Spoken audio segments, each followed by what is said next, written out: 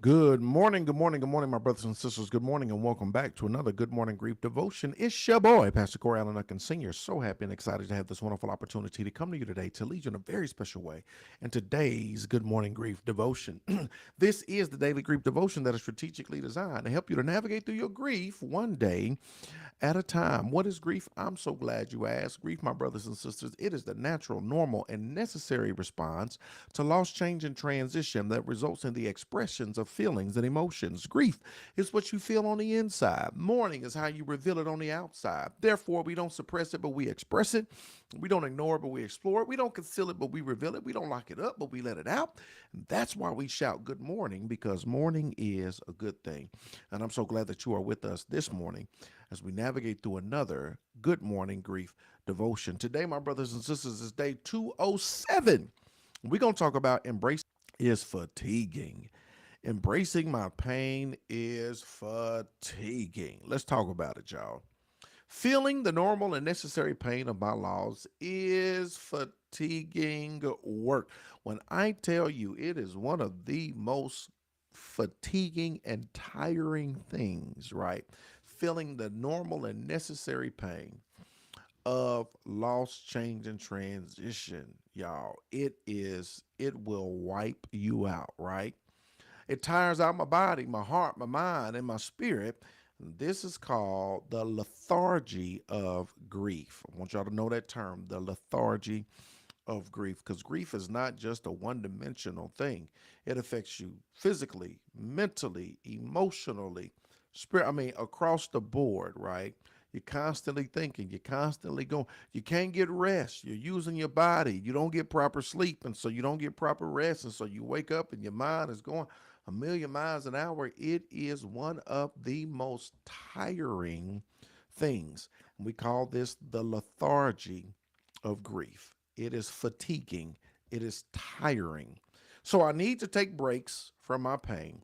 I also need extra rest. I need to take breaks from my pain and I also need extra. Grief is this work is something that you don't do 24/7, right? You want to do the work, right? And then you got to take a break. You got to take a breather. You got to, all right, cool. I'm cool today. I'll come back tomorrow, talk about it, deal with it. But right now, I need to pause for the cause. Right now, I need a break. Right now, I need a breather, right?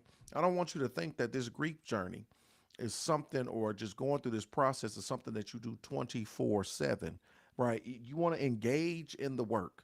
That's first and foremost. You got to engage in the work. You want to do the work, but understand something about the work, that as you do it, you got to take pauses. You got to take breaks. You got to take rest, because it can be super duper tiring and it can consume you. So I need to take breaks from my pain. I also need extra rest. I might need more sleep than usual, or I might just need to lay my body down several times a day. This is so very true. You got to understand the season that you're in is not normal. So you have to do abnormal things. You got to do things that you don't normally do, because you are tired. You may need more rest. People might say they depressed. I might be. I don't know. I might need to go get checked for that, or I might just need more rest. Right? It's exhausting. It's tiring. It can be debilitating. I need more rest. That might mean I need to take more naps. Right? Depending on where you are in your journey. I might need more sleep than usual, or I might just need to lay my body down several times a day. If my energy is low for a while, that's okay. As long as I'm taking good care of myself, I can trust that my natural energy will eventually return. Your energy may be low. Monitor, here it is, monitor yourself in your seasons of grief.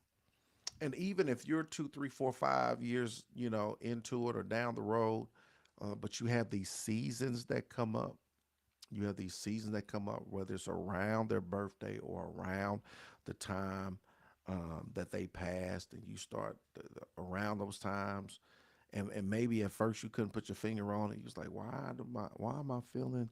And then you're just like, oh, the date is coming up, right? It's like your body knows. The body keeps score, right? And so even in those times, right, schedule time for you, whether it's taking that day off, right? Some of you may say, I just want to be around people, and that's cool. But you got to pay attention to your body, pay attention to your signs, pay attention to your rhythm, pay attention to you. You have to monitor you, right? And so whether it's taking that time off, whether it's getting extra rest around that time, it's whatever you got to do during that time, right?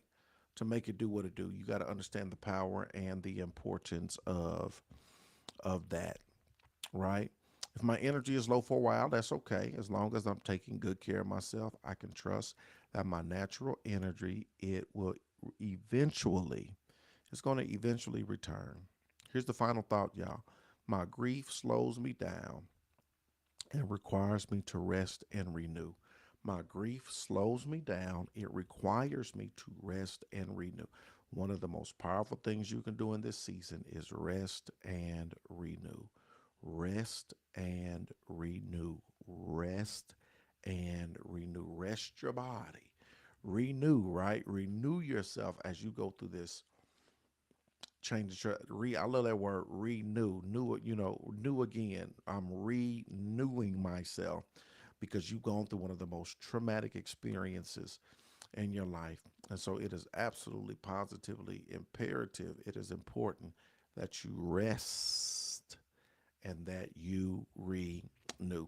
Today is day 207. This message is straight from heaven. Embracing my pain is fatiguing. Yo, it's your boy, Pastor Corey Allen Nuggin Singer. I'm praying for y'all as y'all continue to navigate through your grief journey.